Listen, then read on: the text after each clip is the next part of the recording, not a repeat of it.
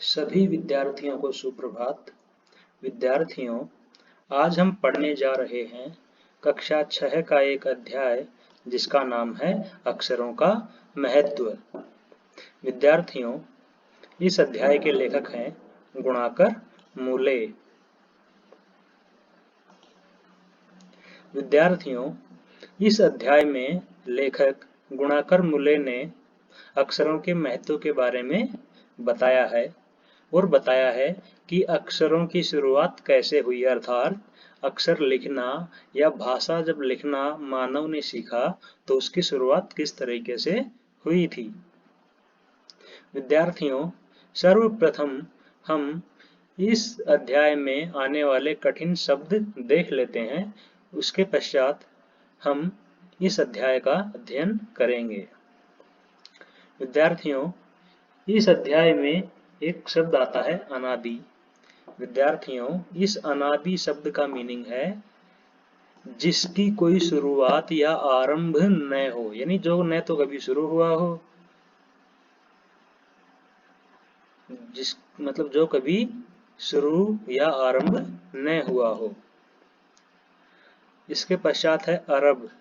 विद्यार्थियों, यहाँ अरब होता है 100 करोड़ वर्षों का समूह। उसके बाद में आता है औजार, या जिसको क्या बोलते हैं उपकरण, इक्विपमेंट। उसके बाद आता है प्रागैतिहासिक। प्रागैतिहासिक विद्यार्थियों, इसको अगर हम अलग अलग करके लिखेंगे तो इस तरह लिखेंगे प्राक, इतिहास और इक। इसका अर्थ है इतिहास लिखे जाने से पूर्व का, प्री हिस्टोरिक, यानी ऐसा समय जब इतिहास नहीं लिखा गया था तो उस समय को क्या बोलते हैं प्रागैतिहासिक। चहुं ओर का अर्थ होता है विद्यार्थियों चारों ओर। अस्तित्व, अस्तित्व का अर्थ होता है मौजूदगी, उपस्थिति या एग्जिस्टेंस। द्योतक होता है संकेतक या इंडिकेटर। सिलसिला, इसका अर्थ होता है विद्यार्थियों क्रम या सीरीज। इसके पश्चात है सभ्य। सभ्य का अर्थ होता है विद्यार्थियों शिष्ट, सिविलाइज या डिसेंट। इतिहास, इतिहास का अर्थ है किन्हीं प्राचीन घटनाओं का लिखित विवरण, या अंग्रेजी में इसे क्या बोलते हैं हिस्ट्री।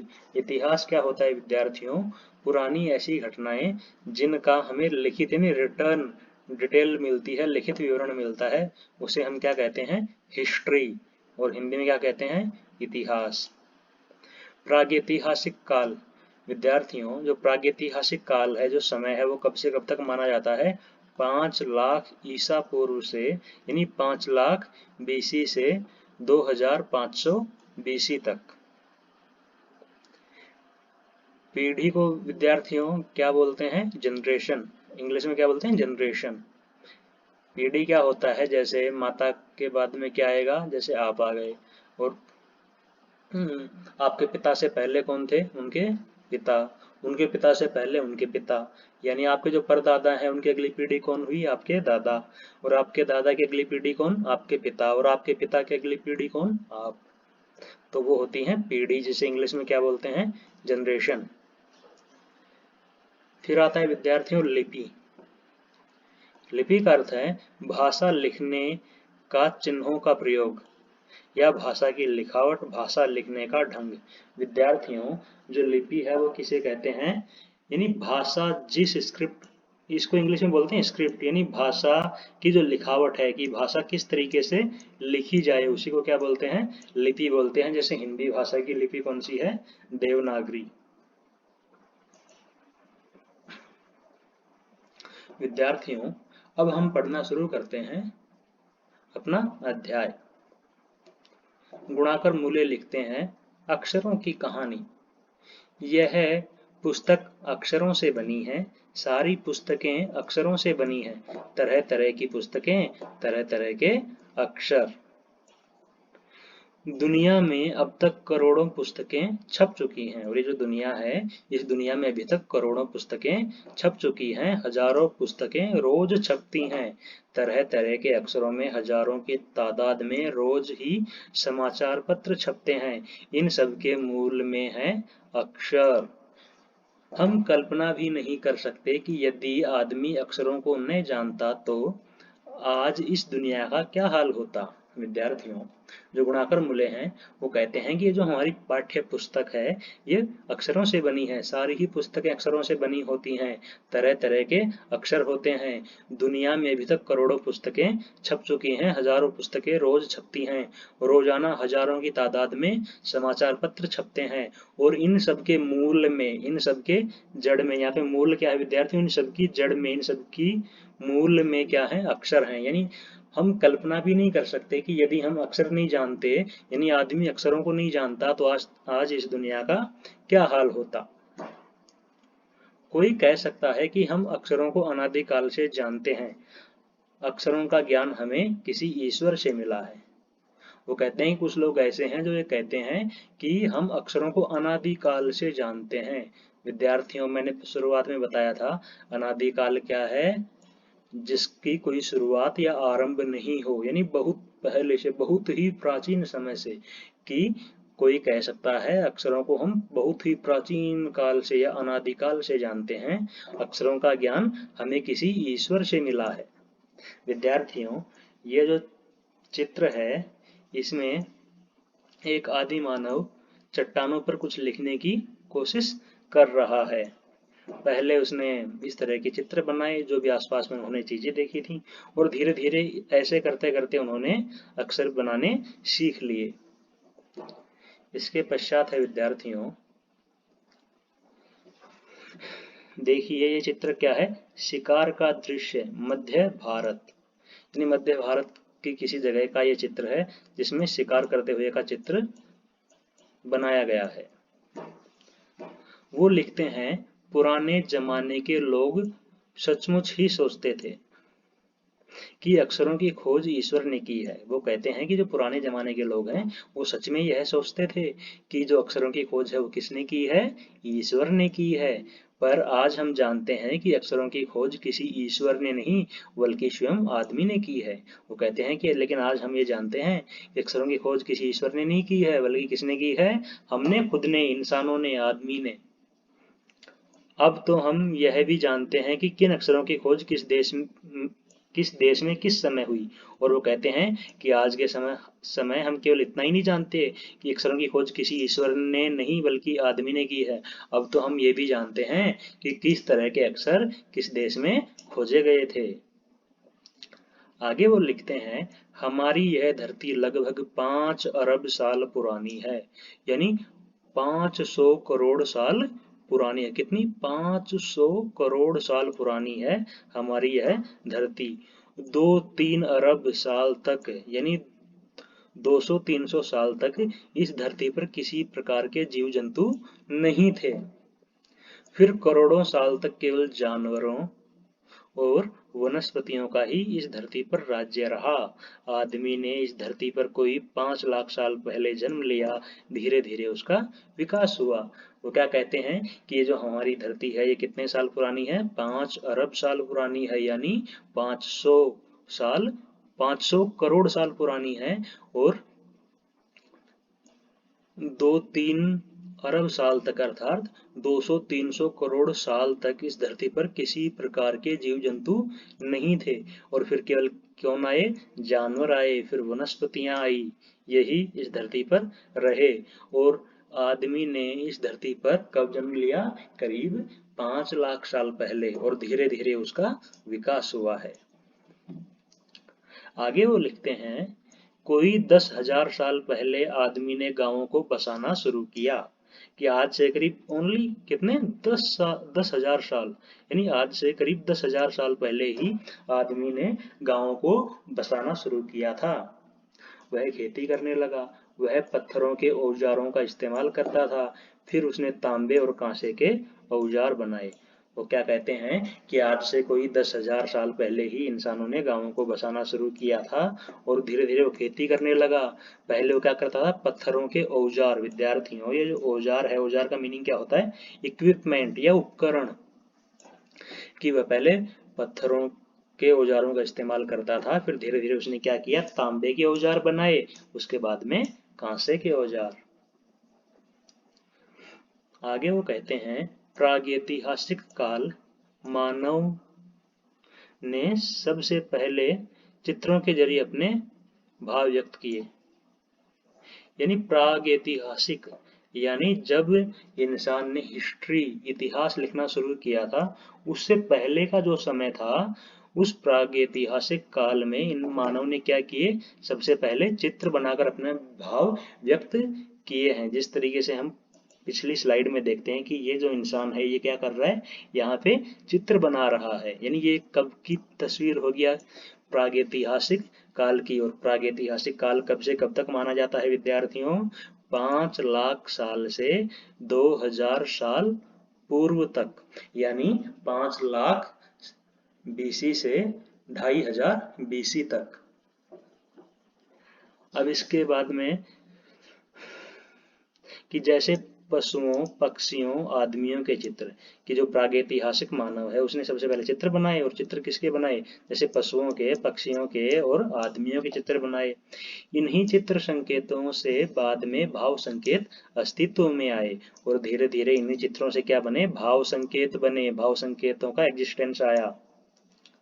जैसे एक छोटे वृत्त के चहुं ओर किरणों की द्योतक रेखाएं खींचने पर वह सूर्य का चित्र बन जाता था। वो क्या कहते हैं, जैसे एक छोटे वृत्त, वृत्त क्या होता है विद्यार्थियों? वृत्त होता है सर्किल। ये एक सर्किल बनाया, ऐसा सर्किल बना दिया और फिर क्या किया, उसके चारों ओर ऐसे लाइनें खींच दी। तो लाइन खींचने से वो क्या बन गया, वो सूरज बन गया। द्योतक होता है विद्यार्थी, द्योतक का मीनिंग क्या है, संकेतक या इंडिकेटर। कि ऐसी लाइनें खींच दी एक सर्किल बना के, तो ये क्या हो गया विद्यार्थियों, ये सर्किल क्या हो गया, अब ये सर्किल हो गया सूर्य। बाद में यही चित्र ताप या धूप का द्योतक बन गया। और बाद में यही जो चित्र है ये किसका द्योतक बना, ताप का, टेम्परेचर का, और जो धूप है उसका, यानी उसका संकेत बन गया। इस तरह अनेक भाव संकेत अस्तित्व में आए और धीरे धीरे इसी तरह के जो अनेक भाव संकेत हैं वो अस्तित्व में आने लगे। वो आगे कहते हैं, तब जाकर काफी बाद में आदमी ने अक्षरों की खोज की। और यानी इतना सब कुछ करने के बाद आदमी ने धीरे धीरे अक्षरों की खोज की थी। अक्षरों की खोज के सिलसिले को शुरू हुए मुश्किल से 6000 साल हुए हैं, केवल 6000 साल। और वो क्या कहते हैं कि जो अक्षरों की खोज हुई है, इस सिलसिले को, यानी इस कर्म को, इस क्रम को कितने साल हो गए, केवल 6000 साल। यानी बड़ी मुश्किल से 6000 साल पहले इंसान ने अक्षरों की खोज की थी। केवल 6000 साल, यानी केवल 6000 साल पहले ही इंसान ने अक्षरों की खोज की थी। आगे आगे विद्यार्थियों, यहाँ पे देखो लिखा है, मध्य अमेरिका के ओंजिब्वा आदिवासियों के चित्र दाईं ओर से बाईं ओर को क्रमशः, यानी इधर से है विद्यार्थियों, दाईं ओर से बाईं ओर को क्रमशः तूफान का देवता जो सारे आकाश को घेरता है। और ये क्या है, तूफान का देवता है जो पूरे आकाश को घेर लेता है। नगाड़ा, पंखों से शोभित नगाड़ा, द्रोण का कौवा, दवाखाने में आदमी। आगे वो लिखते हैं, अक्षरों की खोज के साथ एक नए युग की शुरुआत हुई। यानी जब अक्षरों की खोज हुई थी तो इसी युग के साथ, इसी खोज के साथ क्या हुआ, एक नया युग, यानी एक नया एज, नया एरा शुरू हुआ। आदमी अपने विचार और अपने हिसाब किताब को लिखकर रखने लगा। और इंसान ने क्या किया, अपने जो विचार हैं, अपने हिसाब किताब हैं, उनको वो लिखकर रखने लगा था। तब से मानव को सभ्य कहा जाने लगा। और तभी से इंसानों को क्या कहा जाने लगा, सभ्य। आदमी ने जब से लिखना शुरू किया है तब से इतिहास आरंभ हुआ है। वो क्या कहते हैं कि इंसान ने जब से लिखना शुरू किया है तभी से क्या शुरू हुआ है, इतिहास। यानी जब इंसान ने लिखना शुरू नहीं किया है तो उस समय को हम क्या कहते हैं, प्रागैतिहासिक काल। और जब से इंसान ने लिखना शुरू किया है उसे हम क्या बोलते हैं, इतिहास। किसी भी कौम या देश का इतिहास तब से शुरू होता है जब से आदमी के लिखे हुए लेख मिलने लग जाते हैं। और वो क्या लिखते हैं आगे, किसी भी कौम का, यानी किसी भी कम्युनिटी का या किसी देश का, किसी कम्युनिटी, कम्युनिटी क्या है विद्यार्थियों, समुदाय का, या फिर किसी देश का, किसी कंट्री का इतिहास तभी से शुरू माना जाता है जब आदमी के लिखे हुए लेख मिलने लग जाते हैं। इस प्रकार इतिहास को शुरू हुए मुश्किल से 6000 साल हुए हैं। और वो क्या कहते हैं, इस तरह हम कह सकते हैं कि जो इतिहास है उसे शुरू हुए कितने साल हुए हैं, केवल 6000 साल। क्यों? क्योंकि 6000 साल पहले ही इंसानों ने अक्षरों की खोज की थी। और इतिहास क्या होता है, जो पुरानी घटनाएं हैं उनका जो लिखित विवरण है, नहीं रिटर्न फॉर्म है जिन घटनाओं का, उन्हीं को हम इतिहास बोलते हैं। जो रिटर्न में नहीं है उनको हम इतिहास नहीं बोल सकते। उसके पहले के काल को प्रागैतिहासिक काल यानी इतिहास के पहले का काल कहते हैं। और वो क्या कहते हैं कि इतिहास जो है उसके पहले का जो समय है उसे हम क्या बोलते हैं, प्रागैतिहासिक। प्रागैतिहासिक यानी जो इतिहास है उससे पहले का काल क्या कहलाता है, प्रागैतिहासिक। वो कितना बताया गया है विद्यार्थियों, 5 लाख BC से 2500 BC। आगे वो लिखते हैं, अतः हम देखते हैं कि यदि आदमी अक्षरों की खोज नहीं करता तो आज हम इतिहास को न जान पाते। वो क्या कहते हैं कि यदि इंसान ने अक्षरों की खोज नहीं की होती तो क्या हम इतिहास को जान पाते? नहीं, हम इतिहास को बिल्कुल भी नहीं जान पाते। हम यह न जान पाते कि पिछले कुछ हजार सालों में आदमी किस प्रकार रहता था, क्या क्या सोचता था, कौन कौन राजा हुए इत्यादि। और वो ये कहते हैं कि हम यह भी नहीं जान पाते कि कुछ हजार साल पहले आदमी किस प्रकार से रहता था, वह क्या क्या सोचता था और कौन कौन राजा हुए थे। यानी हमें किसी भी तरह के इतिहास के बारे में कोई भी जानकारी नहीं मिलती। आगे गुणाकर मूल्य लिखते हैं विद्यार्थियों, अक्षरों की खोज मनुष्य की सबसे बड़ी खोज है। और मनुष्य की सबसे बड़ी खोज गुणाकर मूल्य ने किसे बताई है, अक्षरों की खोज को। अक्षरों की खोज करने के बाद ही मनुष्य अपने विचारों को लिखकर रखने लगा। और वो क्या कहते हैं कि अक्षरों की खोज करने के बाद ही मनुष्य अपने विचारों को लिखकर रखने लगा है। इस प्रकार एक पीढ़ी के ज्ञान का इस्तेमाल दूसरी पीढ़ी करने लगी। और वो क्या कहते हैं कि एक पीढ़ी का अर्थ विद्यार्थी भी मैंने समझाया था कि जो एक पीढ़ी है उसके ज्ञान का इस्तेमाल दूसरी पीढ़ी इसी तरीके से करने लगी थी। किस तरीके से? क्योंकि एक पीढ़ी वाले लोग हैं वो अपनी चीजें अपनी बातें लिखकर रख देते थे ताकि वो ज्ञान ऐसा का ऐसा दूसरी पीढ़ी को ट्रांसफर हो जाए। आगे वो लिखते हैं, अक्षरों की खोज करने के बाद पिछले 6000 सालों में मानव जाति का तेजी से विकास हुआ है। और वो कहते हैं कि जब से अक्षरों की खोज हुई है तभी से यानी पिछले 6000 सालों में मानव जाति का जो विकास है वो बहुत ही तेज गति से हुआ है। आगे वो लिखते हैं, यह महत्व है अक्षरों का और उनसे बनी हुई लिपियों का। वो कहते हैं यह महत्व किसका है, अक्षरों का और उनसे बनी हुई लिपियों का। लिपि किसे बोलते हैं विद्यार्थी, भी बताया था मैंने। लिपि होती है स्क्रिप्ट यानी भाषा लिखने की जो लिखावट है, जो कला है, उसको क्या बोलते हैं, लिपि। जैसे हिंदी में ये जिस तरीके से जो अक्षर जो शब्द ये लिखे हुए हैं, ये कौन सी लिपि में लिखे गए हैं विद्यार्थियों, ये लिखे गए हैं देवनागरी लिपि में। आगे वो लिखते हैं, अतः हम सबको अक्षरों की कहानी मालूम होनी चाहिए। आज जिन अक्षरों को हम पढ़ते या लिखते हैं वे कब बनाए गए, कहाँ बने, किसने बनाए, यह जानना जरूरी है भी।